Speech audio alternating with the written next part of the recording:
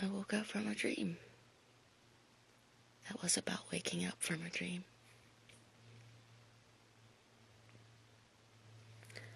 So I know that this was a gift. In the dream, I am sitting at your knee, like any loving student would. You've got your vintage monk shoes on, and I can tell, since they were not polished as usual, that we had been on some of our long walks.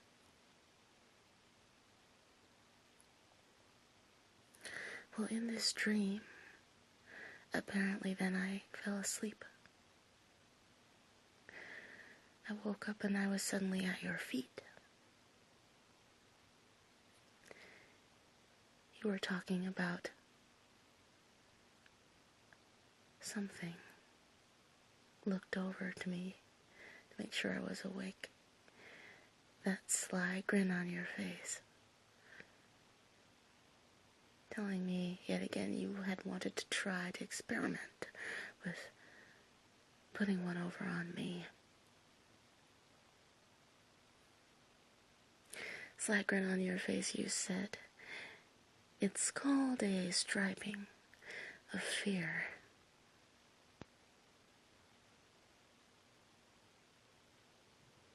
I'd never heard of this before.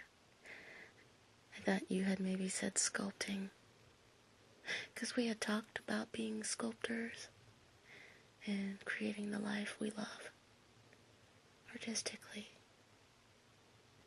I remember I brought that idea up.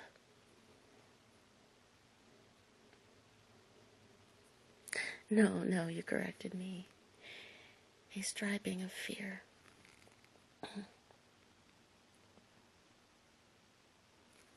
Well, I know now betta fish have stripes that come out when they're feeling fear. It's a way to give a heads up to the other bettas. Something's going down, something is amiss. Maybe someone's not feeling well, some little fish.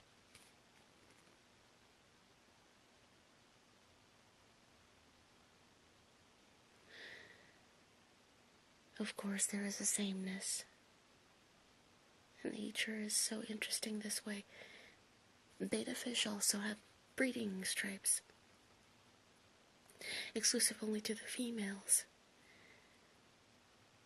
signaling to other fish that it's time, they're ready, it's going down. Often the two signals get confused, and not by the fish in the crew, quite obviously, but those observers who are studying and experimenting with the animals get those confused.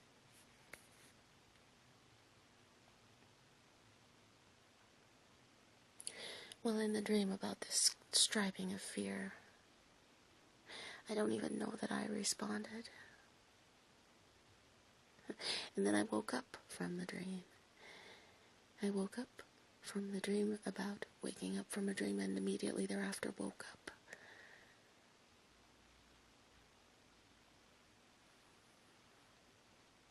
And with my eyes open, I just remember your dashing face, your sly grin, your loving intentions, your quietly bated breath, waiting to see what my reaction would be. This whole time you've been expecting me to blow up and be so angry or do something, some part of the scenario that usually follows these scripts or these scenarios, these improvisations, seeking to manipulate or control.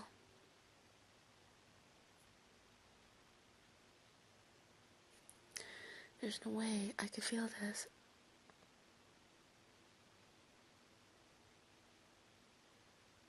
People, human spirits, It's our nature to individuate. It's our nature to desire to be free. It's our nature to reject control. We are like those little buds and those little shoots of life that find their way and grow out of the sidewalk. You see their green little mohawks sprouting, and pretty soon you've got a family of them. That's just what we do.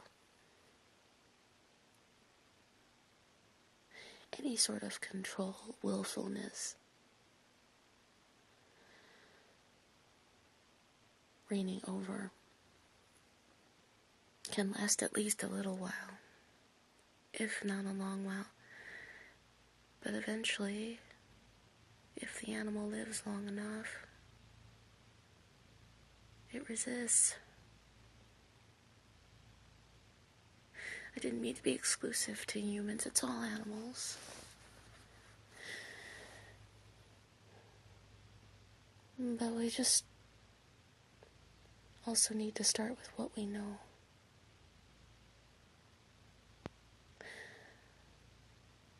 Learning continues to grow, and then eventually we know better.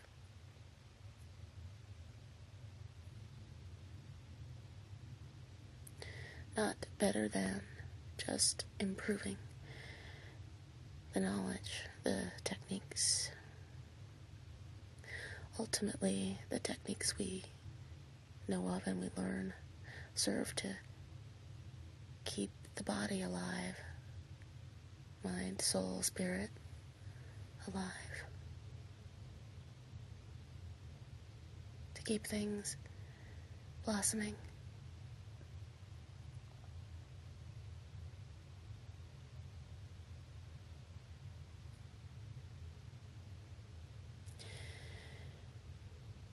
If I really could, I really would stay tethered to you. It's just that I keep having to find salve for all these wounds. I've had to become my own apothecary, and I still don't have all the ingredients. Haven't been able to trek out in nature, hike through the desert, swim through oceans to find exactly those remedies and tinctures I need. So I've had to stay in the cave much longer than usual.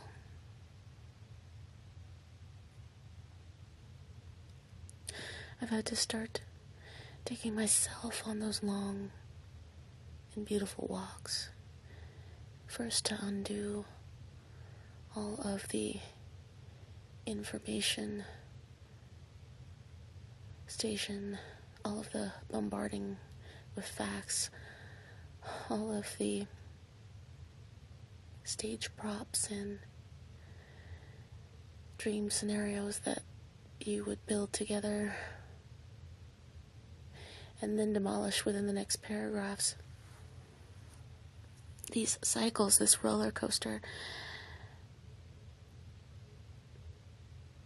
I realized the technique, you can do so much impression setting and building in such a small period of time, especially when your subject is in some sort of dire straits or feeling fear, desperation, and nothing. It's essentially a palette you can paint away.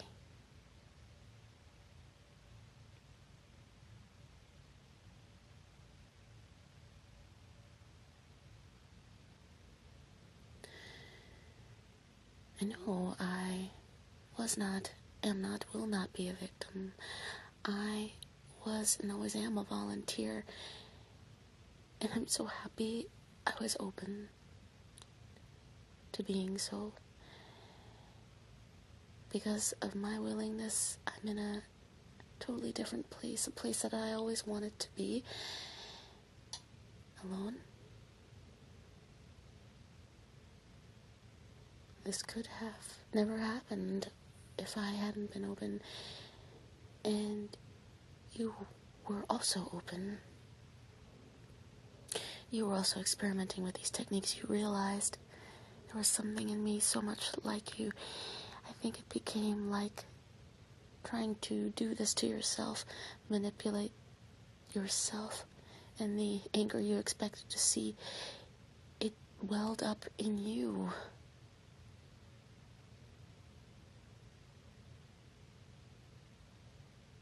Even when you're angry, it's so composed, but you simply cannot repress it.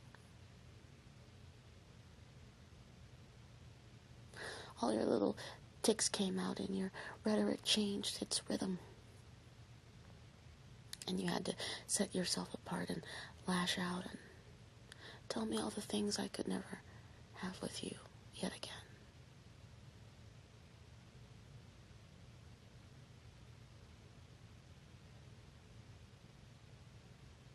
The body acclimates, as does the mind, heart, soul, and spirit, and then, when we're open to it, we transcend. And this is what happened. And it makes my heart happy because we finished our cycle. I see that you were still experimenting and it taking you places that you've always wanted to go. Animals, human spirits, we sign silent agreements. And so this was nothing more than jumping on a train. Jumping on a train, finding we were in a totally new space. Fascinating interactions all along the way. Where was the harm or manipulation in that?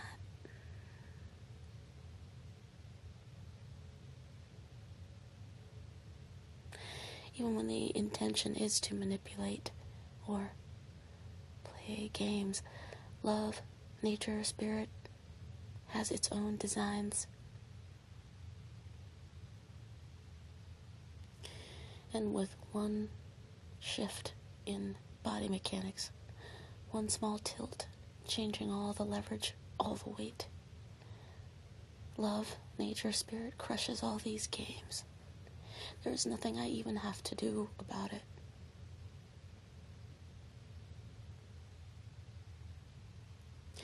This is why every time I find a patch of grass or a blade, a green mohawk shooting through trees, plants, animals,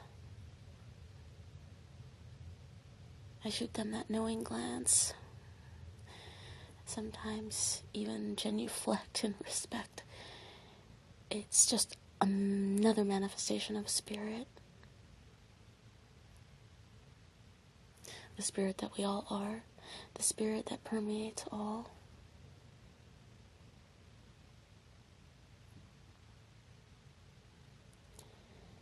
Grateful every day. I'm grateful every day to have another dance, to get another go.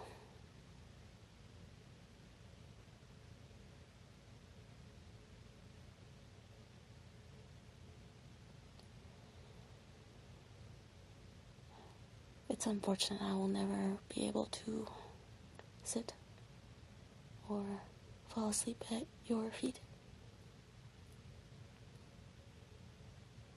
Even though I always have the memories, the dreams.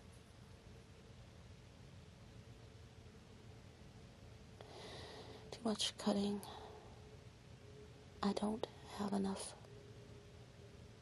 tourniquets and band-aids and cloth to mend myself from the cutting conversations.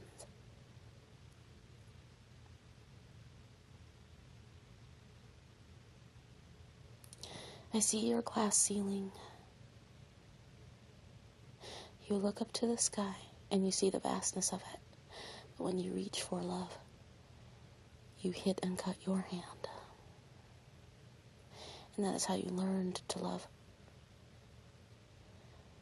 I feel the utmost compassion. And I also know what that feels like. you loved me in the best ways that you knew how to, and you had taught yourself other ways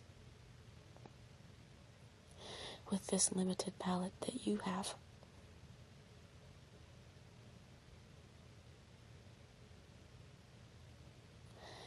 I know someday you will extend, transcend.